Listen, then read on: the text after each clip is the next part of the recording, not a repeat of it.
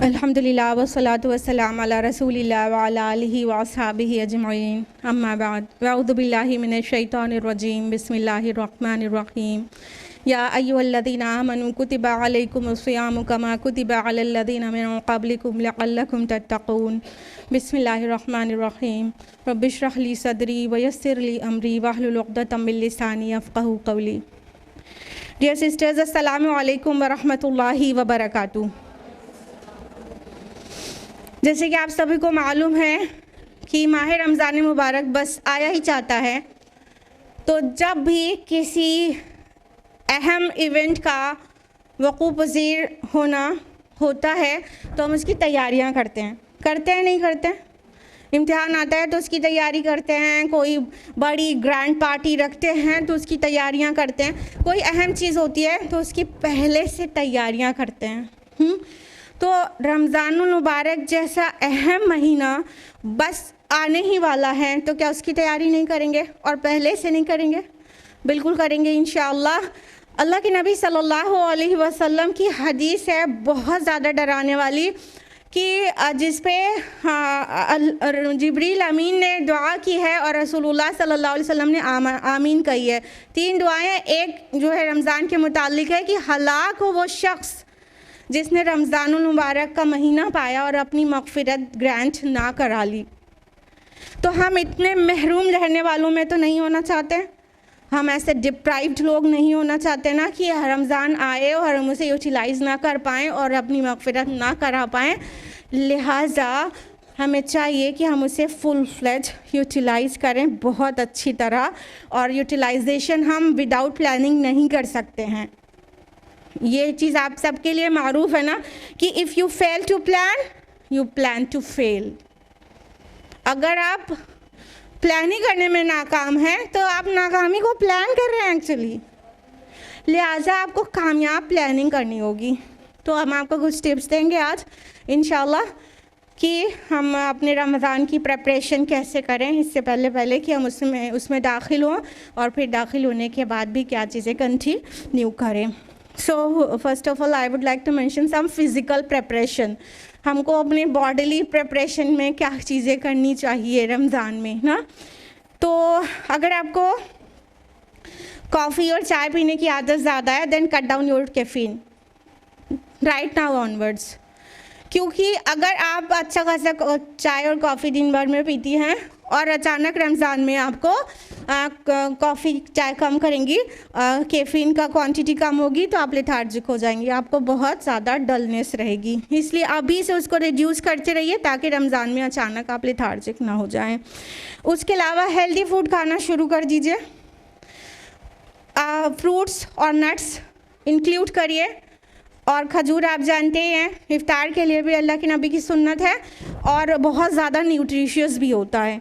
उसके अलावा हर न्यूट्रिशियस चीज़ अपने खाने में शामिल करिए and stop eating fast food. तैयब चीज़ें खाइए ताकि हेल्थ एकदम अच्छी बनी रहे, और जिसको हेल्थ इश्यूज़ हैं और वीकनेस पहले से है वो मल्टीविटामिन अभी से ही लेना शुरू कर दे, रमज़ान से पहले मल्टीविटामिन स्टार्ट कर दे ताकि बिल्कुल आप बॉडीली एकदम फिट और हेल्दी रहें। जब रमज़ान स्टार्ट हो जाएगा तो बनानास और डेट्स ये आपके लिए बहुत काम के रहेंगे सहूर में, क्योंकि इसमें जो मैग्नीशियम होता है और कई ऐसे न्यूट्रिएंट्स होते हैं जो आपको प्यास फील नहीं कराते हैं। ठीक है, तो केला और खजूर आप सहूर में भी शामिल करें और कोकोनट वाटर भी शामिल करें, क्योंकि उसमें कई इलेक्ट्रोलाइट्स होते हैं जो आपको डिहाइड्रेशन से बचाएंगे। अभी धीरे धीरे गर्मी बढ़ती जाएगी और डिहाइड्रेशन हुआ तो आपके हेल्थ इश्यूज़ आएंगे और आपका एक रोज़ा भी नहीं जाए, आप पूरा फोकस्ड रहें, और सिर्फ रोज़ा ही नहीं कोई इबादत अफेक्ट ना हो सेहत ख़राब होने की वजह से। इसलिए कोकोनट वाटर या तो फिर एनर्जॉल जैसे कुछ इलेक्ट्रोलाइट्स होते हैं ना, वो आप सहरी में लेंगे तो दिन भर आप हाइड्रेटेड रहेंगे, तो आप एक्टिवली अच्छी इबादतें कर सकेंगे। उसके अलावा पूरे महीने का राशन अगर आप नहीं रखते हैं तो अभी रख लीजिए पूरे महीने का राशन, मार्केट ना दौड़ना पड़े राशन के लिए, और मेन्यू तैयार कर लीजिए पूरे महीने का कि क्या बनाना है, क्योंकि ये सारी लेडीज़ का प्रॉब्लम होती है। आप लोग मुत्तफ़िका तौर पर इस पर मतलब आप हाँ बोलेंगी कि जितनी देर तो खाना बनाने में लगता है उतनी देर सोचने में लग जाता है, समझने में, डिस्कस करने में ना। इसलिए पूरे महीने का मेन्यू बना लीजिए, किचन में पेस्ट कर लीजिए, और जो चीज़ें जब बननी है नो डिस्कशन, बस जल्दी जल्दी फटाफट बन सके, ठीक है। और इफ्तार का भी मेन्यू सेट कर लीजिए। बहुत ध्यान रखिएगा, इफ्तार का मतलब दिन भर के भूख के बाद बहुत ढेर सारा ठूस लेना नहीं होता है। हाँ, रोज़ा का मकसद फौत नहीं होना चाहिए, और ये अनहेल्दी भी है। जब बहुत देर तक भूखे रहो, एक तो पूरा डाइजेस्टिव सिस्टम को काफ़ी रेस्ट मिल जाता है, फिर जब अचानक इतनी एलियन चीज़ें आ जाती हैं, सारी पकौड़े भी और दही बड़े भी और न जाने क्या क्या, तो बिल्कुल अपसेट हो जाता है स्टमक, ठीक है।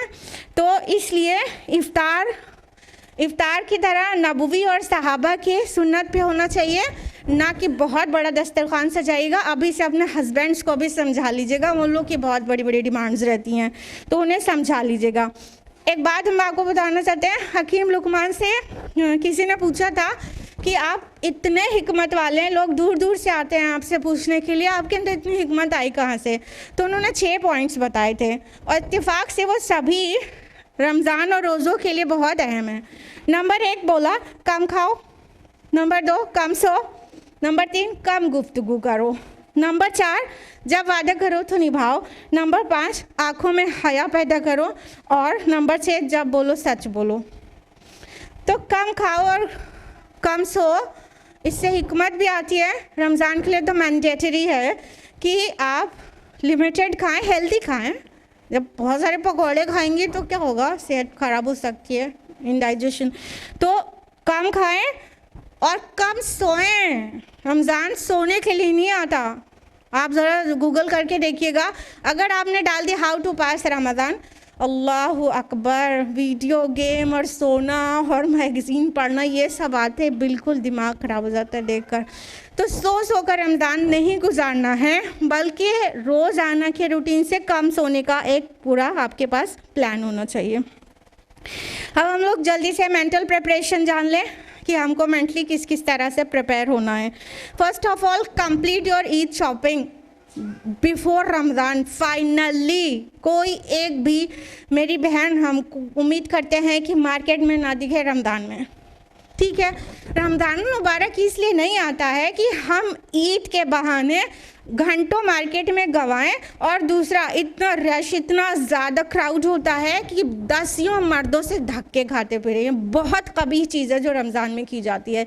इसलिए अगर आपको बहुत ज़्यादा शौक ही है कि आपको ईद की शॉपिंग करनी है, पहली बात तो लिमिट योर शॉपिंग, उसमें से कुछ हिस्सा पुअर्स पे खर्च करें। लेकिन जो कुछ भी करनी है, रमज़ान स्टार्ट होने से पहले, उसका चांद दिखने से पहले पहले अपनी शॉपिंग बिल्कुल ही कंप्लीट कर लीजिए। एक चीज़ भी आपको मार्केट लेने ना जाना पड़े, इल्ला ये कि कोई उज़्र शरई आ जाए। उसके अलावा ईद से पहले जो घर की सफाई करते हैं, बिल्कुल गलत टाइम है। रमज़ान से पहले घर की सफाई करिए, थोड़ा सा रूहानी माहौल हो कि पूरे क्लीन कर रहे हैं। और हाँ, हर चीज़ धोया जाता है, जाए नमाज को भूल जाया जाता है, जाए नमाज वगैरह क्लीन कर लीजिए, धोकर कर्टन वगैरह सब क्लीन कर लीजिए।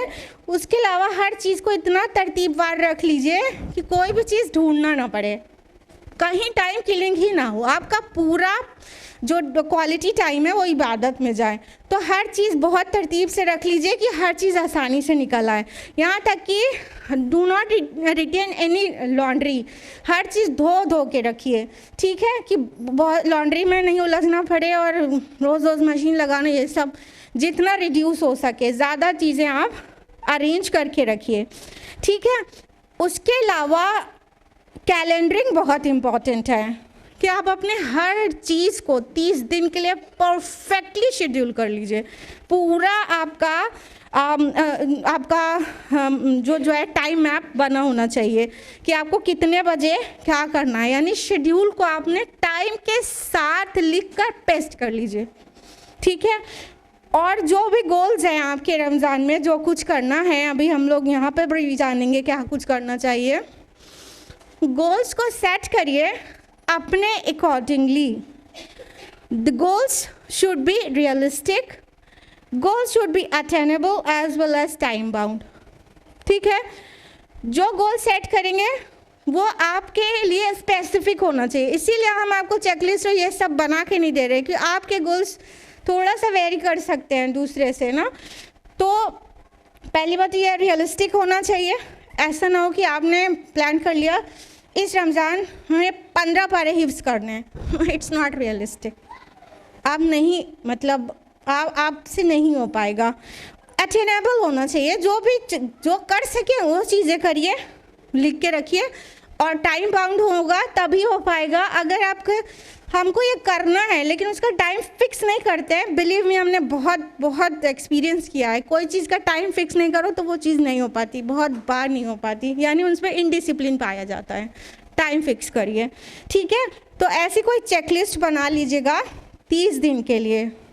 आपको रिकमेंड कर रहे हैं कि आप रोज़ में डेज ले लीजिए 1 to 30, और कॉलम्स में आप डीड्स ले लीजिए, क्या क्या आपको करना है, सदका है और सलाह है, नवाफिल है, अज़कार है, जो भी चीज़ें करनी है वो कॉलम्स में ले लीजिए। एक शीट में आपके 30 रोज़ का सब डिफरेंट कॉलम्स बन गए।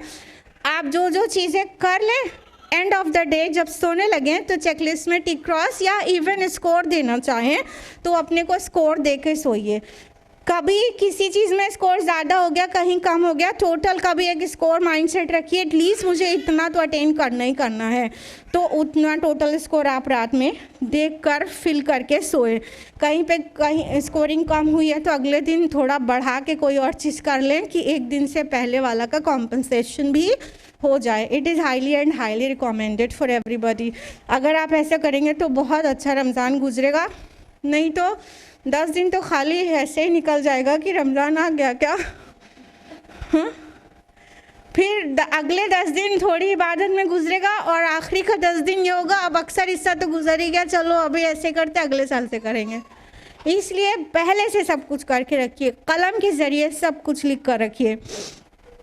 उसके अलावा जब गोल सेटिंग करेंगे ना, स्पेशली शेड्यूलिंग करेंगे ना टाइम के साथ, तो कुछ बफर्स रखिएगा, क्योंकि अगर बीच बीच में आपने गैप्स नहीं रखे तो वो आपके प्लान को थोड़ा सा डिस्टर्ब कर सकता है कि आप थक जाएंगे, और फिर जो बीच का टाइम गया तो कोई एक टास्क चला जाएगा।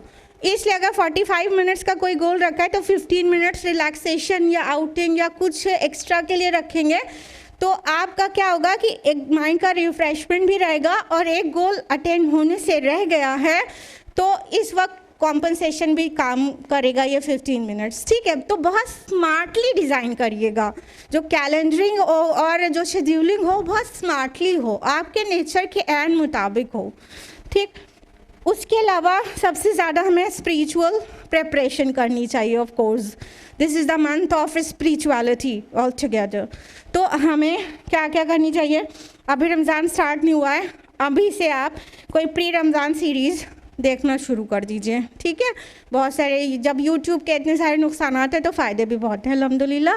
तो कोई प्री रमज़ान सीरीज़ किसी को भी फॉलो कर लीजिए, उसको देखिए, एक जहन में माहौल बने दिमाग में, ठीक है। और कोई दरस कुरान या कोई कुरान की फ़हमुल कुरान या इस तरह के कोई कुरान कोर्स ज्वाइन कर लीजिए। आपको पता है कि दाई इस्लाम हर मौके पे हाजिर रहते हैं कि हमारे पास ये वो है, कोई बस सुनने वालों चाहिए कि वो बात को सुने। तो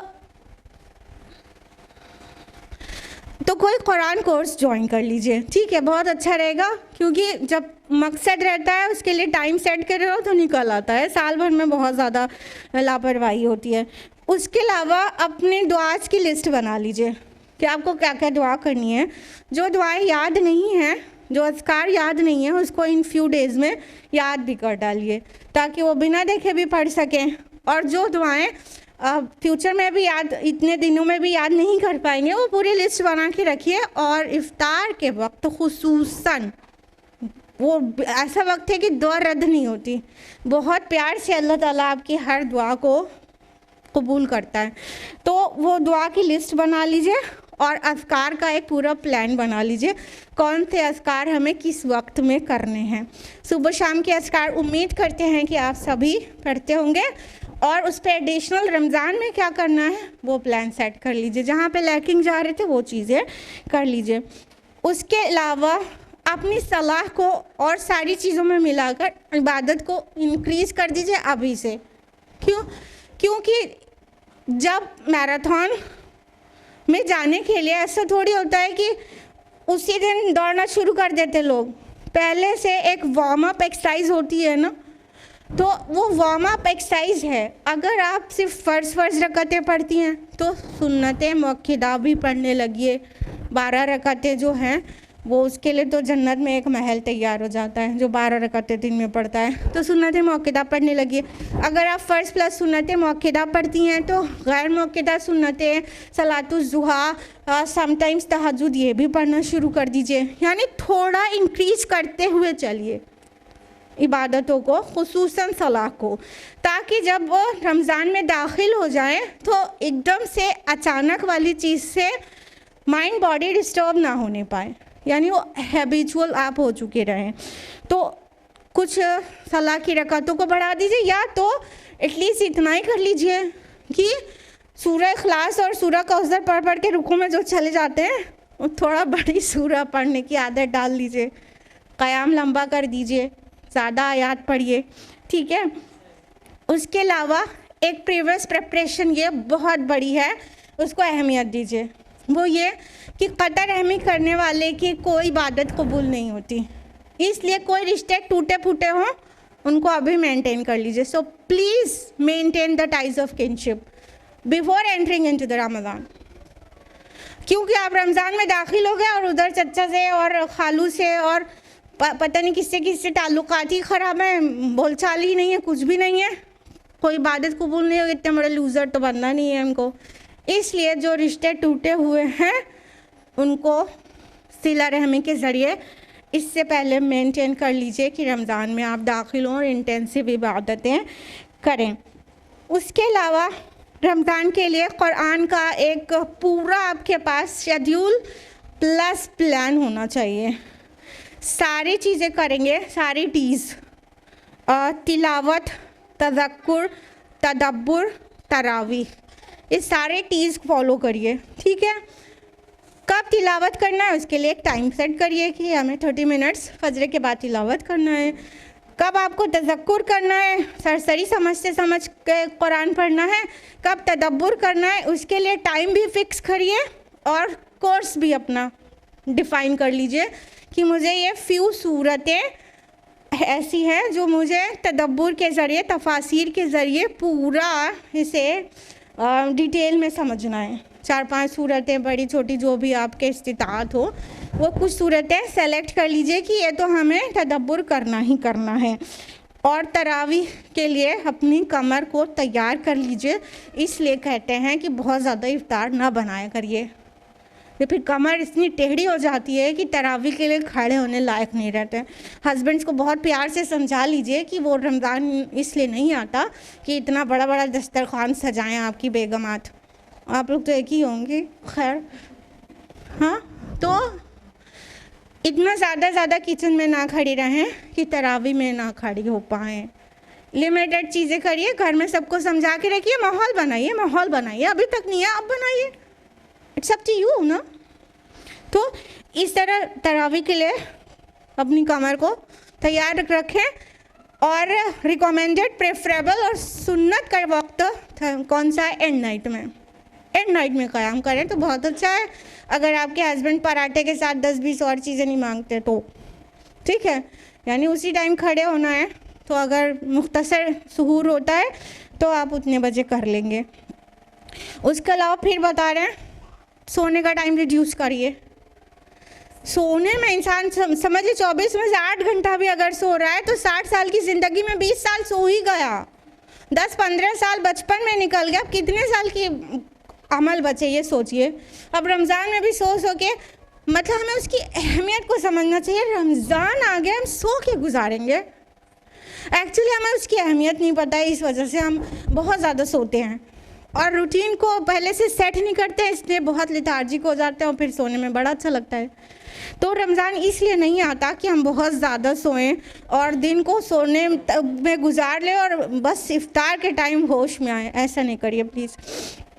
उसके अलावा इल्मुन नाफ़े का कोई प्लान होना चाहिए आपके पास कि हमें कोई ना कोई नफ़ा बख्श इल्म हासिल करके ही अपना 24 घंटे को स्विच करना है, यानी दिन भर में कोई ना कोई अच्छी चीज़ें सीखिए ज़रूर, कुछ ना कुछ आप नया लर्न करके सोएं। ना सिर्फ लर्न करके बल्कि कुछ किसी को सिखा कर भी, सिखाना भी एक बहुत अच्छी बात है। इसलिए कुछ ना कुछ तालीम किसी को किसी भी अच्छी बात की दिन भर में कम से कम एक बंदे को आप कुछ ना कुछ नया सिखा कर तब अपने दिन को फिनिश करें, ठीक है। उसके अलावा एक बहुत इम्पॉर्टेंट बात यह है डिजिटल डिटॉक्सिफिकेशन।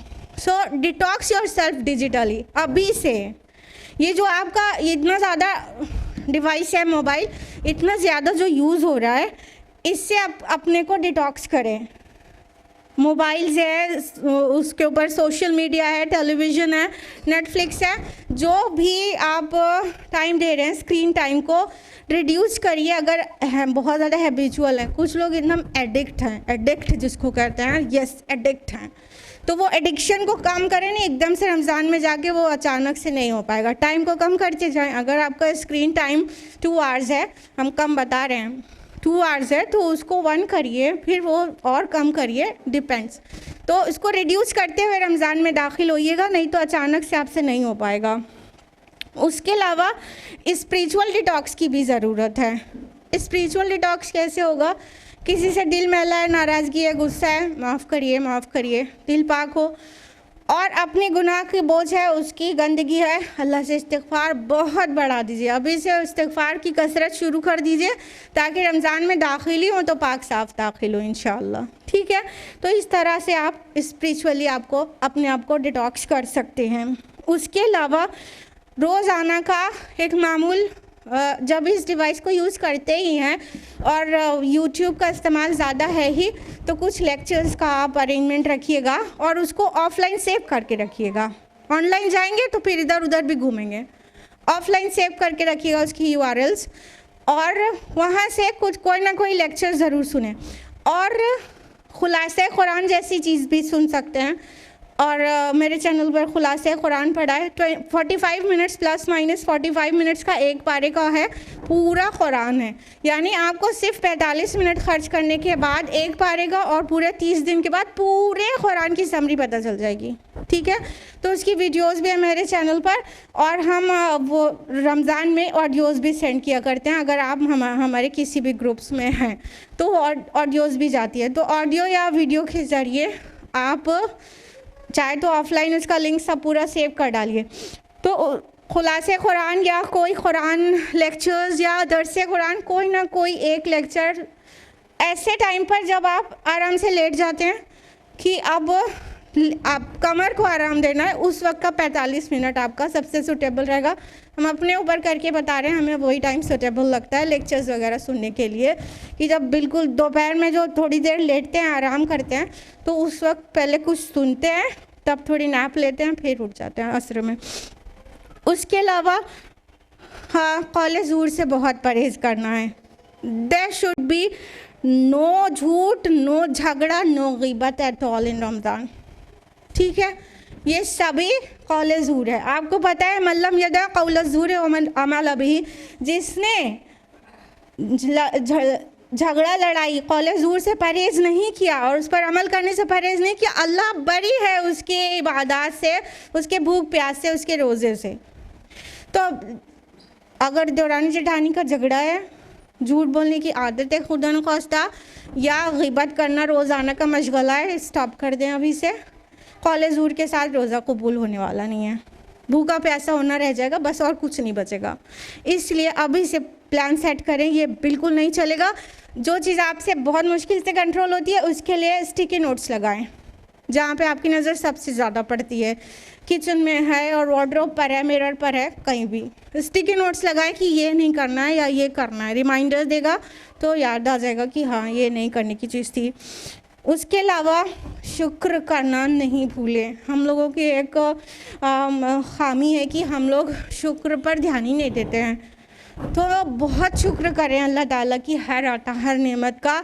और अमली शुक्र ये भी है कि कुछ लोगों को इफ्तार ज़रूर कराएं, इफ्तार कराएं। अच्छा, पूरी दस्तरखान भर के वाला नहीं कह रहे हैं, नबी के तरीक़े पर जो हाजिर है उससे इफ्तार करा दिया रोज़े का, ठीक है। ये नहीं कि बहुत बड़ी वैरायटी हो और मेहमान भी बन के आप जाएं, तो प्लीज़ आप किसी को बुरा भला नहीं कहें अगर वो बहुत बड़े दस्तरखान के साथ आपको इफ़्तार नहीं करा रहा है। इफ़्तार कराना सुन्नत है, बहुत ज़्यादा दस्तरखान करके और बहुत मेहनत करके रात की इबादतों से मतलब तही दामन हो के, ये वाला इफ़्तार नहीं, ठीक है। लेकिन कुछ लोगों को इफ़्तार कराने का प्लान सेट करके रखें। उसके अलावा सेव सम मनी फॉर सदका, चैरिटी करना है, इसलिए कुछ पैसे बचाना है, इसलिए बहुत हाई लेवल की शॉपिंग नहीं होनी चाहिए। जितना आपका इस्तिताअत है उसमें से कुछ % रोक के रखिए। अपने घर की मेड का भी बनवाइए कपड़ा और गरीबों पे ख़र्च करिए। और रमज़ान में दाखिल होने के बाद बहुत ज़्यादा सदका करना है, इसलिए उसके लिए भी बचा कर रखिए, ठीक है। तो सदक़े का एक पूरा आपका रोज़ाना का मामूल हो तो बहुत अच्छा है। और आपके पास जो चेकलिस्ट होगी उसमें सदका पॉइंट ज़रूर होना चाहिए कि आज आपने सदका किया कि नहीं, कि दिन ऐसे ही गुजर गया। रसूलुल्लाह सल्लल्लाहु अलैहि वसल्लम वैसे ही इतने जनरस थे, इतने सखी, और रमज़ान मुबारक में तो बिल्कुल ज़्यादा फराख हो जाते थे, इतना ज़्यादा खुल के ख़र्च करते थे। तो हम अगर अपने नबी की उम्मत होने पे फ़ख्र करते हैं तो फ़ख्र के साथ हमें सुन्नत पर अमल भी करना चाहिए। उसके अलावा एक और करने की चीज़ जो भूली रहती है वो नहीं भूलिएगा रमज़ान में, अम्र बिल मारूफ़ नही अनिल मुनकर। इस पहलू से बहुत सारी चीज़ें करिएगा। हमें लोगों को हक़ की तरफ बुलाना है और बुराई से रोकना है। दावती पहलू को कभी अनदेखा मत किया करिए। रमज़ान में दावती पहलू पे आप ये कर सकते हैं कि अपने नेबर्स के साथ शेयर कर सकते हैं, फूड है और प्रेशियस चीज़ें हैं, और किसी की हेल्प कर सकते हैं। और अपने ख़ुद्दाम, अपने खादिमों, अपनी मेड्स, अपनी आया, उनको राज़ी करना चाहते हैं तो उनका ख्याल रखें, उन पर काम का बर्डन थोड़ा कम कर दें। जो रेगुलर काम ले रहे हैं आप, उनमें से जो चीज़ के बगैर काम चल सकता है वो नहीं लें, थोड़ा सा कम कर दें, उनको भी रिलैक्स रहने दें, उनको भी इबादत के लिए उभारें। जब आप ये करेंगी तो एक खामोश दावत भी जाएगी इंशाल्लाह, ठीक है।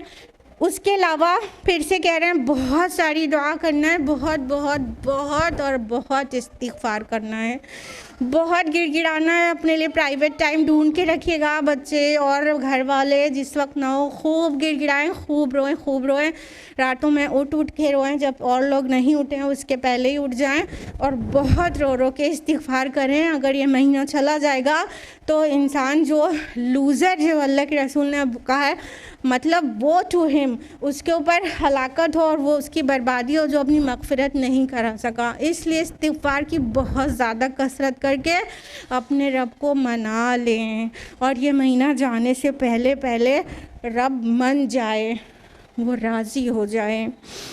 अब last but not the least हम ये कहना चाह रहे हैं कि अगर आपकी पूरी शेड्यूलिंग के दरमियान कोई गेस्ट आ जाए तो गुस्सा नहीं करना है। मतलब फूफी जान आ गई, अरे ये कहाँ से आ गई, मेरा पूरा प्लान चौपट हो गया, मेरा 2 घंटे में ये और ये और ये करना था, वो अब क्या होगा, ये नहीं करना है, ठीक है। उससे भी आपको स्कोर हो सकते हैं ना पॉइंट्स सिला रहमी करने से। तो जब कोई गेस्ट आ जाए तो चूँकि जब शेड्यूलिंग किए रहो, ये अपने पे एक्सपीरियंस किया इसलिए शेयर कर रहे हैं, शेड्यूलिंग किए रहो, किसी वजह से अगर वो डिस्टर्ब होता है तो थोड़ा सा गुस्से और चिड़चिड़ सी आती है, तो उसको मैनेज करना ये ईमान का तकाज़ा है। तो जब पूरा बहुत अच्छे से इबादत का ही प्लान था, बहुत अच्छा प्लान था, लेकिन बीच में कोई रिश्तेदार आ गया तो उसकी वजह से डिस्टर्ब होगा, लेकिन सिला रहमी भी तो नेकी है, हाँ। तो उनके साथ मुस्कुरा कर बात करें, उन्हें बिल्कुल फील नहीं होना चाहिए कि उनके आने से आप खुश नहीं हुए, तो वो पॉइंट्स आपको अलग मिलेंगे। तो एक एक्स्ट्रा कॉलम रखिएगा, वो एक्स्ट्रा में उस दिन आपके मान लीजिए वो टाइम तदब्बुर करने का था, तो वो तदब्बुर वाला में आपको 0 पॉइंट इन केस मिला तो वो सिला रहमी में 20 पॉइंट्स मिल जाएगा, स्कोर आपका मेंटेन हो जाएगा, डोंट वरी, ठीक है। वो भी है, इस्लाम हर पहलू से बोलता है। ऐसा ना हो कि आप वो मेहमान को नाराज़ कर दें और अपनी इबादत मुसल्ले पे पहुंच जाए, ऐसे नहीं होना चाहिए ना। और गुस्सा भी नहीं करना और चिड़चिड़ाना भी नहीं और इरिटेट नहीं होना है, ठीक है। ये अगर करने में कामयाब है तब तो वो सारी जो प्लानिंग है वो फ्रूटफुल है आपके लिए। नहीं, वो प्लानिंग में बहुत बड़ा लूप होल है कि आप उसके ख़िलाफ़ बर्दाश्त नहीं कर पाते हैं और गुस्सा करने लगते हैं। तो ये सारी चीज़ें करना है। अब अल्लाह ताला से ये दुआ करें कि अल्लाह ताला हम सभी को बहुत बाअमल तरीक़े से रमज़ान मुबारक में दाखिल करे, उसकी वैल्यू समझने की तौफ़ीक दे। सही अल बुखारी की हदीस है कि कुल्लो, और हदीस कुदसी है, कुल्लो अमल इब्न आदम अला, इब्न आदम का हर अमल उसके लिए है, इल्ला सियाम, सिवाय रोज़ों के, फ़इन्नहु ली, बस वो मेरे लिए है, व अना अजज़ी बिही, और मैं ही उसकी जज़ा दूँगा, या तो व अना उजज़ा बिही भी पढ़ा जा सकता है, मैं ही उसका बदला हूँ। तो अल्लाह सुब्हानहू व तआला ने रोज़े की इबादत को एकदम स्पेशल बनाया हुआ है, एकदम हर चीज़ अल्लाह की रज़ा के लिए की जाती है, लेकिन अल्लाह ताला ने और किसी अमाल के लिए नहीं कहा है, रोज़े के लिए कहा है, वो मेरे लिए है, उसका बदल मैं हूँ। तो क्या आप अल्लाह को चाहते हैं अल्लाह आपको मिल जाए? तो इस रोज़े और रमज़ान की अहमियत को समझ के उसका पूरा यूटिलाइजेशन करें और प्लानिंग के साथ करें इंशाअल्लाह। अल्लाह से दुआ है कि अल्लाह ताला हम सभी को ज़िंदगी का सबसे एनरिच रमज़ान नसीब करे इस साल, और अल्लाह ताला उसे कबूल करे, और अल्लाह ताला हम सभी की मग़फ़िरत कर दें, और हम अल्लाह के सामने इस हाल में खड़े हों कि वो हमसे राज़ी और हम उससे पूरी तरह राज़ी हो चुके हों। आमीन या रब्बल आलमीन। व आखिर दावाना अनिल हम्दुलिल्लाहि रब्बिल आलमीन। वस्सलामु अलैकुम व रहमतुल्लाहि व बरकातुहू।